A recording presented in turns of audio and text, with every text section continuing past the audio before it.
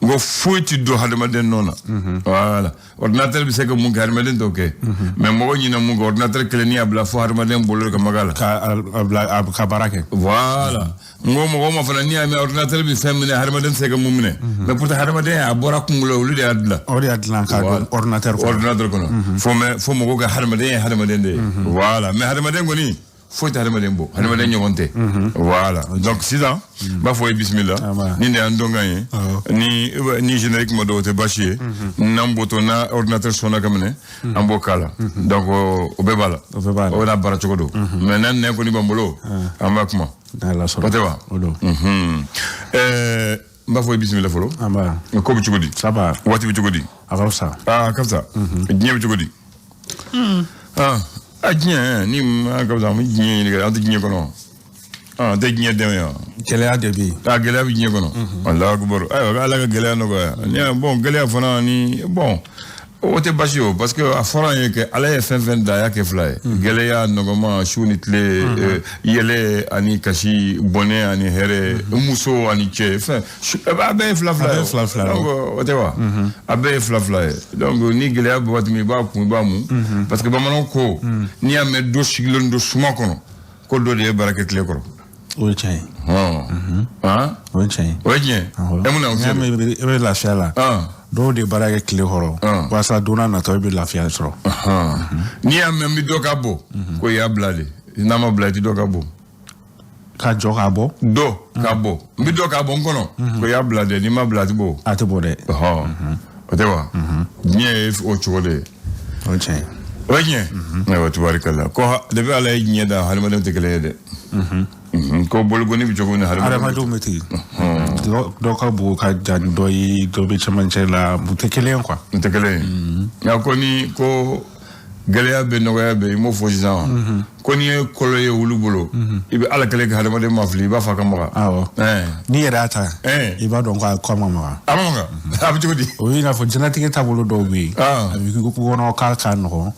me ni ka ha ibna yiti we ga mele chogo mi no fende ala ni ma chite kele ko fen fla be no fore dreba do ibi so ala ko shinti kono fe ma dem balo de ko shinti kono fe ma dem balo a jogo di o ko o be ala ka masaya kwa shinti kono fe ma dem balo ta balo ni ngala de na balo sigatola ko kono ni ba kan naga jo kelengele abta kala ta kelengele ga naga jo kana ka fenge nya gadla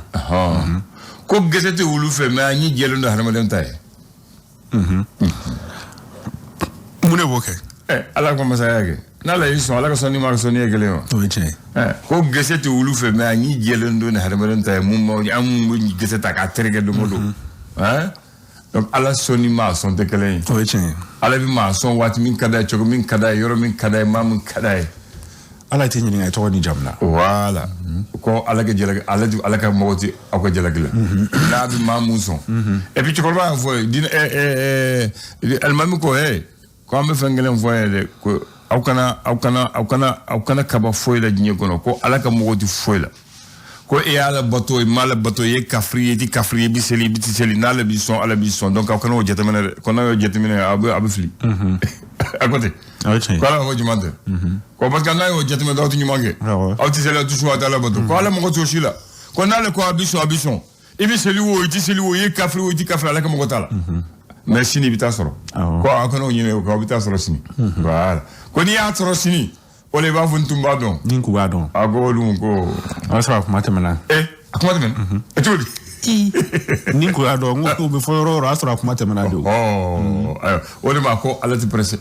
ko alati presse machi ko alati jigu kuma machi fana fe ko ale ban ladi duguma de mais ale ga jiga ko mi fe ko anga sigiro le ko ale bo do fa dem sen le ko boko wajul bana nga wuli kata ko wajul bana ko wajul ta fe tuguni wajul bana abe fo gëna fa ala be digena ko mi fe to godi ay rebe ka exemple yiri la dungo do pour que ça limane ani fonsoro à côté ko ale ako ala ban ladi duguma de mala digi ko mama si fe de aywa donc ako ango ka boko wajul bana nga wuli kata voilà ko ni mo ko mo yame odo ni mama biere abana e fa ko bana aywa ala kan ka hal guñmay ami ala kan ke tuluku nandi ami o tewa odo aw gafa be ya ami do nyumela bi folo talata février kalo kile shegi samba fla ale ni muwani fla atwari kamda gafo beya les sorote fasere ka fasiriye mumba kono esora ale kumana feminga o de ye ko anga gouvernement mo ko ba ni yo mo ko ni fe o kame ka nyangili mi konta ka nyashima lima wa fere bela jelenge nyangili ko fole nunka a wili kabui esor ni ale ka la selie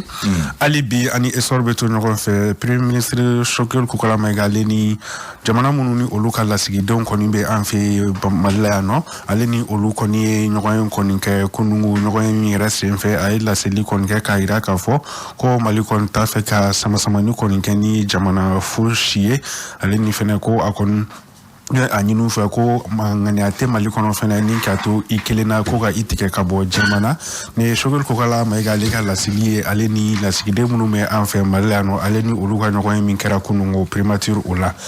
alibi ani esor beto nogon fe sisa amta conseil économique social et culturel moko olufe no olu koninga session ordinaire baro olu koni damnena bara nunu yara kon sinfa yira ka foko yela mabamunu ka ngadu anga shara bulu ta feuna olu baro be sina fokata se politique ko ta fanfela aleni lakana baro koni be ka boli ni fen ko folle nunu ne ka conseil économique social culturel moko ka session koni baro de do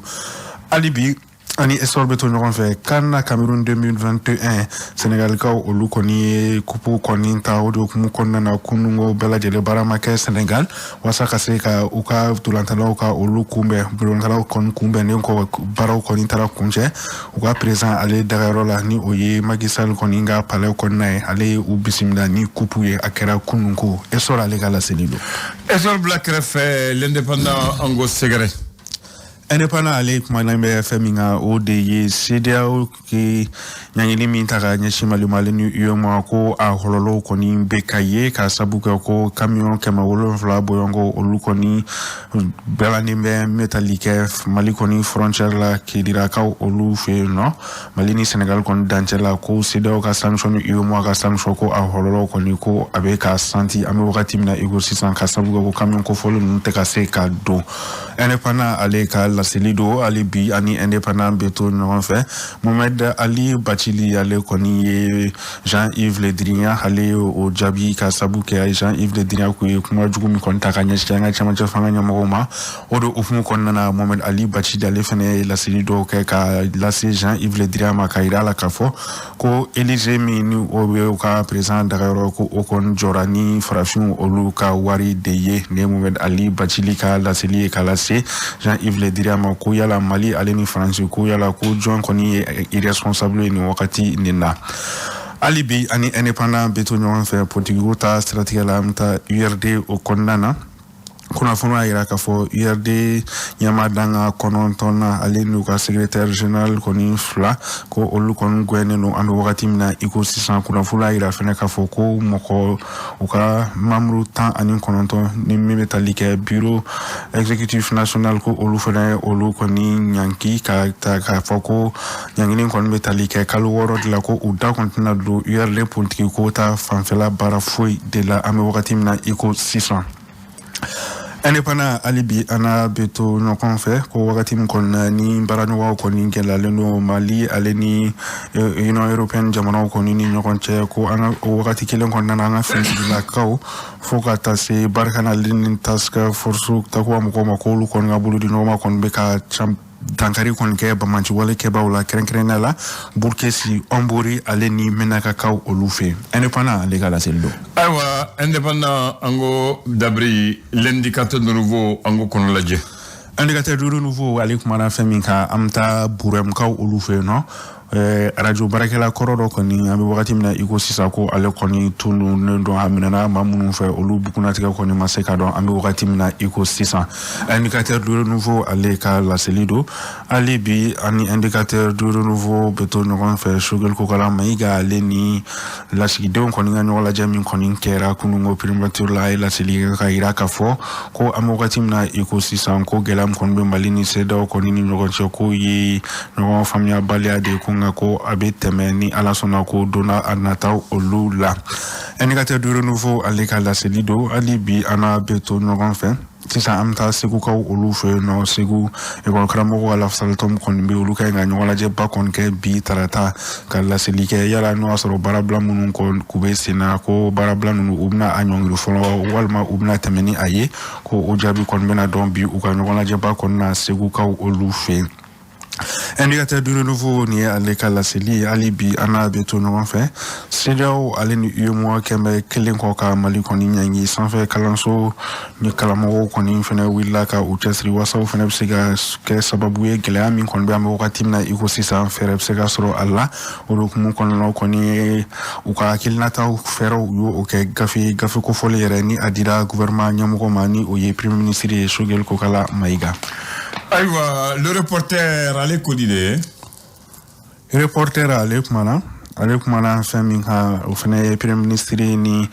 min bɛ tali kɛ lasigidenw olu ka ɲɔgɔn ye kan ale y'a yira k'a fɔ ko an bɛ wagati min na i ko sisan ko faransi kɔni bɛ ka banbansiya wale kɔni ta ka ɲɛsin Mali ma politiki ko ta fanfɛla na ale ni kunnafonidi ta fanfɛla na fo ka taa se ale ni diplomasi ta fanfɛla na ka sabu k'u bɛ ka wale min ta ka ɲɛsin Mali ma wagati min na i ko sisan ko wale bɛnta tɛ a ye reporter ni ye ale ka laseli ye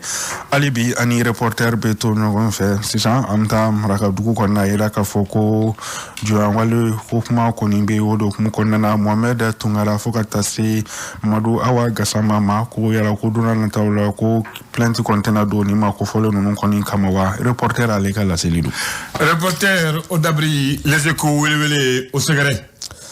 Les Échos ale kumana fɛn min kan o de ye colonel major Ismaël Ouagé ale kɔni kun bɛ Tamala Romkaw olu fɛ yen nɔ wasan bɛɛ ale ni kɛnɛ ale baaraw bɛ se ka ɲɛnabɔ cogo min na o de hukumu kɔnɔna na kɔni seginnen kɔ ka bɔ Romkaw olu fɛ yen nɔ ale ni kunnafonidilaw ye barolasigi kɔni kɛ bɛn kɛra minnu kan Romkaw olu fɛ yen nɔ ale ni don n'a nataw la baara minnu ka ɲi ka boloda ni bɛn kɛra o la Romkaw olu fɛ yen nɔ a y'o kɔni dantigɛli kɔni kɛ kunnafonidilaw ye baara kɔni kɛra dɔgɔkun tɛmɛnen olu kɔnɔna na.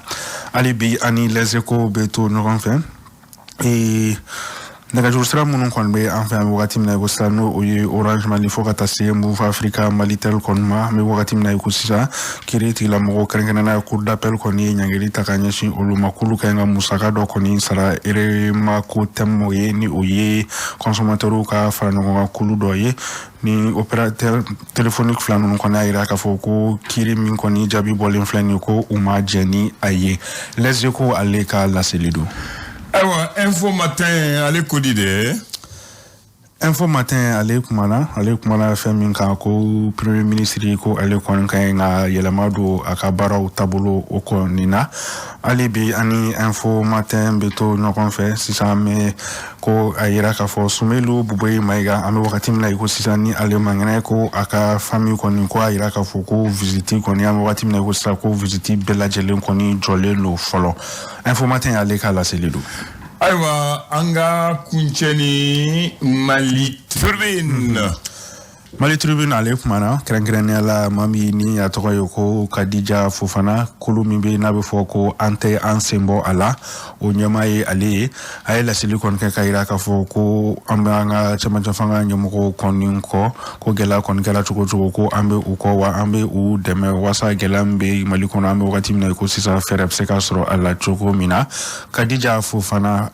kulu min bɛ an tɛ an sen bɔ a la a ɲɛmaa ni ye ale ka laseli ye ka bɔ Mali Tribune kɔnɔna na hali bi ani Mali Tribune bɛ to ɲɔgɔn fɛ sisan politiki ko ta siratigɛ la Mali Tribune y'a yira k'a fɔ ko partiba caman kɔni bɛ Mali la yan nɔ ko ni olu kɔni ɲɛmɔgɔw kɔni tanyana ko gɛlɛya kɔni bɛ don a politiki tɔn kɔni kɔnɔna na an bɛ saloli kɛ ni ale ye. Ayiwa an tɛ an sen bɔ a la a bɛ ni fila de cɛ n'a gɛlɛyara i b'i sen ɲini bamanankan don olu ka tɛ de a fɔ ye n bɛ kuma de la n tɛ n sen bɔ a la an t'an sen bɔ a la a bɛ ni fila de cɛ. A bɛ i ni filan de cɛ. Ni sen bɔ la a bɛ ni filan de cɛ sinon n'a gɛlɛyara i b'i sen bɔ. Kana siga. O tɛ wa n tɛ siran. I tɛ ye yɛrɛ. I tɛ ye yɛrɛ. Bamananw ta se fila ko b'u bolo la woyi ko y'a yɔrɔ sɔrɔ. Mun est violé? Oui. Ah oui, moi oui. On peut dire à Pocotora. Au Pocotora. Oui, mais dans là. Ah on connaît bolo. On bolo là. C'est comme ni ulu bo, ni ulu Pocotora avec le museni ni ngenya fait. Encore à échapper à dire. Voilà. Diebo chocolat. Bamana André mba fo bismillah mbitani Bamako mta yala ni doni yoro do be Bamako be bodon place de l'indépendance ko ni be bodon monument de l'indépendance e bodonde parce que c'est ça ni watina manga tama kuma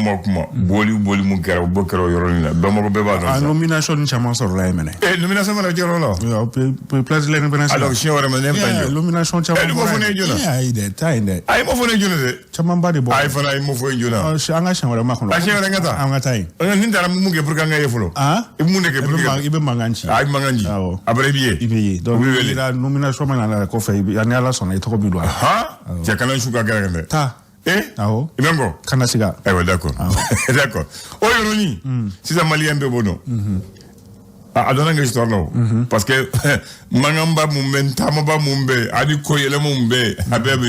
abebe damine ka kunje oro la sisa ali kuna sinu ma yala ke o kata oro la voilà comme monument de l'indépendance ko ni un restaurant mayere donc ni malien mamour trop budu jaworo la kata fu fama yamfle et puis oyoro ni jolo ndal do bi ñesi kulbane ma effectivement et le trésor de fait bisiki abito kulba afere nyebil anyeba ale bi jokale jeni ñema bo abi jokala ge voilà donc ma fait que mon faudron oyoro ni agidron bani mundlala adlala samina mba fait ko do foye folo et puis Mali il y a jusqu'à 1996 Kata Hali indépendance côté de Kata coup d'état flana la 68 Kata fo 1976 et 96 oyo ni nyogon tunto Bamako ali kana sika anyogon sira nyuma tunto Bamako anyogon sira fla tunto Bamako anga kuba betu miko oyo ni ndel anga défilé bu ko la premier ab fo digo di premier mai barakala bu défilé la 20 janvier bu défilé la 22 septembre a bébé que o yoro kelenina parce que aller ñogon siraba tunte Bamako non mais elle si ça avait été ne ma del gasra soko li ya mais donc aller ñogon siraba tunte Bamako aller de la watimina ko deux voies aller deux voies retour adlan no watini wa haklinde c'est-à-dire que mobile flabi yele mobile flabi jigi kaso ati ñoye mo sa mo chara mobile charge mobile nani bita mobile nani mi segi ne ma moto ni kata ni fode o mobile drone ne moto ni kata ni quoi ani wotoro na be ke nyami donc au Sirani aka barad damne le 8 février 1973 en 8 février 2022 là 8 février 113 o yoroni yere o fo bugu sugu de tundo o yorol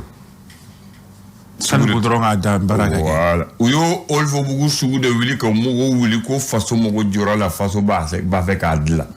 ya famo donc uyo sugu bor la kata ni sugu alhamdulillah sugu yoromina uyo le kara sababu ye uya sugu de wili ko ayata alhamdulillah ko ni amna adla parce que muna o yoroni ba rat muna président ka daga yoro sigi yoro de tumbo o selegenina ho conseil bi yoromina o de tuye Musa ka bara yorode ay me be mama do agweshimi Musa tumbi shi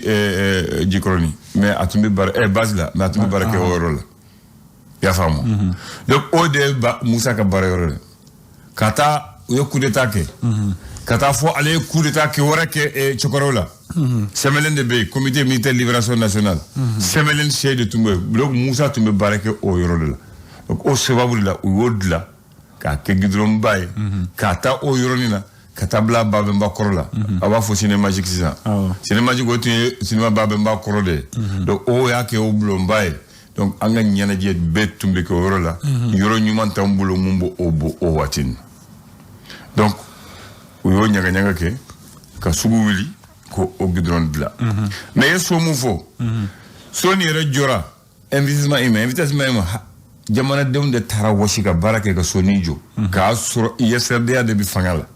ISRDA mugo bakri afoje ko hali modibo keita ki mu president ale tara ka segita ka bodi o côté amaka nyana de voilà au côté donc also ISRDA ka participer de do ou le ka permanence au retour. Maintenant, coup d'état Keraoula, Moussa Yoke fanga sigiyore. Donc à Kera Semelen. Coup d'état Kera Semelen Mogole Sedasu Tananina. Moussa ya yorosro watimina Moussa ko ambe parti créé ambe to démocratie IDPM créé. Union démocratique du peuple malien. Donc aya yelema aya que maison du peuple. jamanadenw ka so ka siga kɔnɔ a ma sɔn ka taa palais tun bɛ dɛ mais a ma sɔn parce que mɔgɔw y'a fɔ a ye ka palais man ɲi ko Modibo mun binna ko Modibo ka marabagaw bɛ yen n'a taara a tɛ kisi fanga la i y'a faamu dɛ donc Musa tɔrɔ duguma o don si ma kisi Musa tɔrɔ duguma k'a to duguma a kɔkɔrɔ waati min na ale yɛrɛ dara sisan ka ale ka fɛn bɛ se Modibo fɛn na ko n bɛ yɛlɛ a yɛlɛna mais o ye mun fɔ a ma taa k'o dan dɛ a yɛlɛna ma bien tiɲɛ yɛrɛ la donc mun fɔra a ma taa k'o dan o tɛ wa donc o waati in na coup d'état kɛra la waati min na a y'a sɔrɔ a yɛlɛla Kuluba donc a yɛlɛla Kuluba coup d'état kɛra Amadu Tumani Ture fana ma sɔn ka taa Kuluba dɛ coup d'état kɛra ale fana ma sɔn dɛ ale Musa bɔra yɔrɔ min na duguma ale taara yɔrɔ min a y'a kɛ siège du CNTSP donc o y'a bɔ besoin du peuple la o y'a kɛ siège du CNTSP transition banna waati min na Alpha nana Alpha ko Kuluba ne bɛ taa foyi t'a la ko n bɛ yɛlɛ i b'a dɔn Alpha ye mun kɛ Alpha walaniya de ale taara filɛli kɛ Mali denmisɛn 400 ani mɔgɔ 7 407 jeunes maliens k'a bɔ Kidal Tombouctou Gao Mopti a y'u bɛɛ fara ɲɔgɔn kan na ne yan Bamakɔ tile kelen yan'ale ka taa Kuluba ka yɛlɛma a ye denmisɛn dɔw palais la k'aw ye dɔ yɔrɔ mun ka d'a ye o sigi yɔrɔ mun ka d'a ye a ye da yɔrɔ mun ka d'a ye a ye taa yɔrɔ mun ka d'a ye denmisɛn y'o palais bɛɛ de ka yiriwa ka taa da ka dilan kan ka sigi a ka siège kan ka mana kɛ ka wara donc denmisɛnninw taara lakari fɔlɔ pare a lakari fɔlɔ ne kun t'o dɔn Alpha kɔni y'o kɛ Alpha y'o kɛ waati min na o dugusɛjɛ a yɛlɛmana fo fanga bi fo ale bɔra fanga na maa si ma bi o de y'a da sirilen t'o dɔn a y'a ka san 10 kɔni kɛ ka taa ne kun t'a dɔn o de y'a ka fɛɛrɛ o de fɔra ye wa o kɔni t'o dɔn dɛ mais a kɔni kun mun dɔn ale kɔni a y'a daminɛ o yɔrɔ la tile fɔlɔ a y'a ban o yɔrɔ la o fana b'o fɔ mɔgɔ hɔn da ye denmisɛnninw cɛ ka kɛ ka palais fa u ka ɲama fifa voilà ka siri tigɛ voilà i y'a faamu voilà depuis Alpha bɔra la maa ma sigi o yɔrɔ la ni ma bi Alpha dɔrɔn de kɛra exception ye a tɛ sigira waati min na filanan na ko bon comme Alpha sigira donc siri tigɛra a taara sanfɛ mais a binna bon Ibeka nana Ibeka yɛrɛ siranna dɛ ale wɔlenya de la mɔgɔ ka hakɛ to de Ibeka ko bon ne bɛ to n ka sɔn n tɛ yɛlɛma n bɛ taa baara kɛ mais o bɛ ma kisi o si ma kisi mais sisan jɔn de bɛ yen o y'a di n badaw ma Bada fana a y'a kɛ Ibeka ta ye ko bon n bɛ to base la mais n bɛ taa baara kɛ k'a to baara la o fana o y'o salo maintenant jɔn de bɛ yen Asimi ayiwa sisan Asimi ka kɔlɔsi ne ma fɛn fɔ dɛ a ka kɔlɔsi a ma fɛn fɔ dɛ ayiwa parce que mɔgɔw bɛ sɔn ka taa fɔ ne ko fɛn ne de fɛn fɔ a ma fɛn fɔ mun kɛra ne y'o de fɔ voilà Ala ka ɲuman mɔgɔw ka faamu dɛ mun kɛra maa ti se ka mun sɔsɔ mun kɛra mais ɲɛna ne y'o de fɔ o tɛ wa ayiwa mun ne b'i yɛlɛ ayiwa kanbɛn nin de ye hakili jigin ne tun b'a fɛ ka mun fɔ ye bi an ka Mali histoire ko la kanbɛn